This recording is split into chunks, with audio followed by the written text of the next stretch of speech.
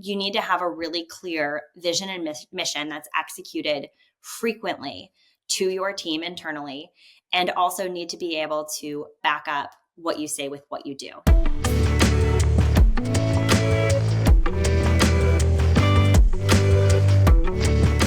A topic and trend that's been very prominent, not only this year, but even the last handful of years, is the topic of mergers and acquisitions, M&A. I know everyone here probably isn't a stranger to the concept, but there's a lot of details and nuances within it that I'm excited to dive into today on this 10-minute talk with Julia Brown. She's the founder of Telescope Advisors, but you also might be familiar with her as the fact that she led M&A at Lower, and she also headed M&A integration at InsurTech. So bringing that background to this 10-minute talk to unpack some of the areas that maybe people aren't thinking about on the state of the market. What does it mean to run the business? What are some angles that you might not be looking at as a leader? So with that, just wanted to start off, Julia, and say thank you for joining me. Yeah, thanks, Brena. I'm so happy to have an opportunity to address this audience and to talk with you. Kicking off, I wanted to paint a picture for everyone for the rest of this conversation.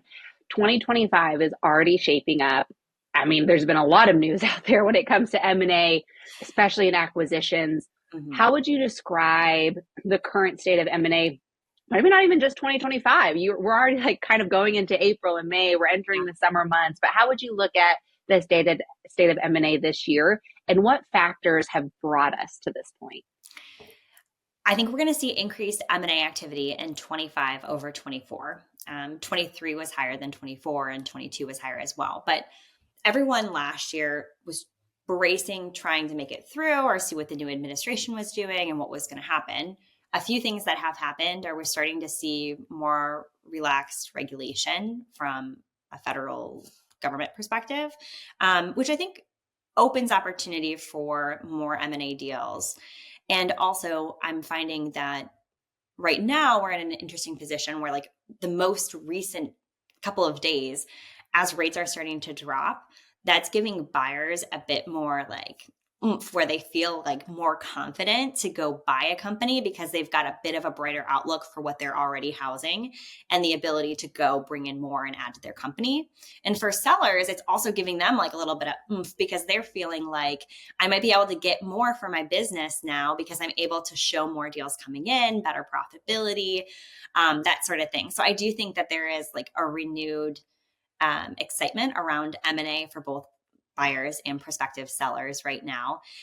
There were a lot of sellers who were on the sidelines fearful that if I sell now, I'm going to be selling for pennies on the dollar and I can stick it out. So why not continue sticking it out until it's a better day? And this may be the better day because people are tired. There are a lot of owners out there who want to retire or who want to start something different and just want to make sure that they are doing so in a way that is right for the people and the legacy of the companies that they work so hard to develop. So we may see some people who are on the sidelines getting back into the action now. I like as a word, a side note, I think that's such a great way to express just there's a little extra something in the air. That transitions well into a quote that you've said that I think really rung out, that I think is a quote that's out there, is running your business like it's for sale. So it never has to be. And you have great insights within that on bullet points for what does that mean in action that I think our audience would be helpful to hear and learn so they know to what you just said. If they have that extra umph in them, okay, that's one part of the story, but there's this other part of the story of okay, you have this mindset for it, but how do you ensure that you're set up well? So can you dive into those parts? Yeah, I think of running your business like it's for sale, very much like being super disciplined in what you eat. If you think about from a nutritional perspective, when you're stressed out and you haven't been sleeping well, you might be more inclined to go grab a burger through the drive-thru, right? And that's not really the right thing for you. That's not really nourishing you the same way that broccoli would. It's the same thing in business, right? Everyone's stressed and operating out of fear a lot of times, or trying to bootstrap, trying to do whatever they can just to keep things running. And so maybe we have a tech stack that's way too complex and bifurcated. We have contracts that we haven't tried to renegotiate because we just haven't had time to focus on it. We have operational overhead that we don't need based on our volume and based on our forecasts for the future, but we haven't said goodbye to anyone because for whatever reason, because we didn't want to say goodbye to someone and then have the loan officer tied to that processor leave as well. Like we just get sloppy. Like our decision making, we get decision fatigue, we get sloppy, and we start to like let things slide in the business, and we start to check out a little bit when things are really, really going off track and we're really stressed out. Even when we're saying like, I got to get the business back on track, right? I got to grow, focus on revenue. And as an owner, that's where your focus is. And there's stuff that starts to slide on the back end, right? Like things start to get out of control. So running your business like it's for sale, so it never has to be, what that really means is just being really disciplined in, do I have what I need to run lean and get the results that I need to drive profitability and position us well for the future? From your perspective, that's one level. What do you think is the most vital strategy in M&A that they need to be zeroed in on? I've said this in M&A a lot, and I think that this is true always, which is culture is going to outperform tactics every single Yeah, time. that's And great. so when I'm saying like have a tight tech stack, don't carry operational overhead that you don't need based on your volume and your forecast, all of these things. What I'm not saying is to like pull the rug out from people, right? Like I'm not saying like tomorrow cut commissions, like reduce bips, cut support staff, like all of these things without a strategy. You need to have a really clear vision and mission that's executed frequently to your team internally, and also need to be able to back up what you say with what you do. You have to have alignment, or else people will start to feel there's this integrity gap. And that will like plant seeds of distrust with your sales and operations people and really make them loosen the seat and make it so that they start reaching out to recruiters or actually taking recruiters' calls. Internal communications is cannot be understated. That's one of the most important areas. And then making sure if you're going through an acquisition, if your company is being acquired, doing the due diligence to make sure there's a cultural fit. And that doesn't just mean like we all like to go to happy hours, right? Like my company likes to go to happy hours and so does Brena's. Like I'm going to sell to you. No. No. Like what is our risk? Like what's our stance on different risk, right? How do we handle compliance? How many days off do we give our people for paid holidays, right? Like Yeah. what are our benefits looking like? All of this is a part of culture. You're signaling to your employees how you feel about them, respect them, what the importance of the consumer experience is, how they compare, what technologies you use, what vendor partners you have.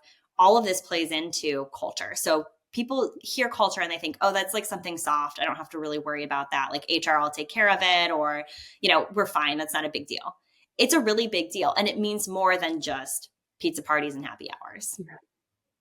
The bulleted list that you just gave there is such a great tangible example. To your point, like happy hours is kind of all, kind of at the fun level, but to your point, PTO, how do we handle risk? What is our appetite for when challenges come across, or different parts of this industry? And I think mortgage is really busy. And so getting down to that granular level ensures, to your point, that the culture beats tactics, which is Yeah. so vital. Kind of as we wrap up, I wanted to ask you kind of this forward looking question. We dove into how executives can be strategic on looking at their culture, how they can be strategic on strategy, and making sure you're running your business like it never for sales it never has to be. But what do you think the future looks like for this industry? We started off talking about where it stands right now, but what are your predictions for M&A for the rest of the year? I think we'll see more. I think we'll see more M&A and possibly even more indirect M&A, where you have an IMB that's acquiring a book of servicing, right? Yeah. Or you have an IMB that's acquiring a proprietary technology solution, whether that's an LOS, a CRM, or a POS. I think we'll see more of that.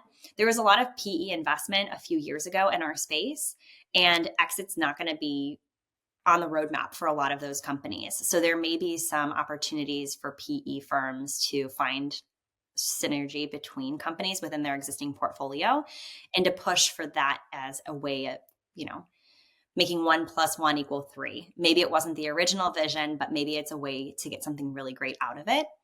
The other thing is there is also a lot of unspent capital within PEs today that I expect there to be some additional new investment as we are looking at and talking about more end-to-end ownership of the home buying and home ownership experience for companies that participate in mortgage, fintechs, insurtech, mortgage tech, prop tech.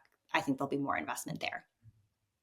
Those are a strategic call out. So I appreciate you kind of helping everyone frame what the rest of the year looks like. I'd also want to call out for anyone listening that I would recommend going to housingwire.com and reading Julia's articles there. She dives into this more. You heard some of the bullet points that she listed out. She's able to go into this a little bit more so you can walk away with a clear kind of roadmap on how you should be looking at M&A this year. So with that, Julia, I appreciate you joining me on today's 10-minute talk.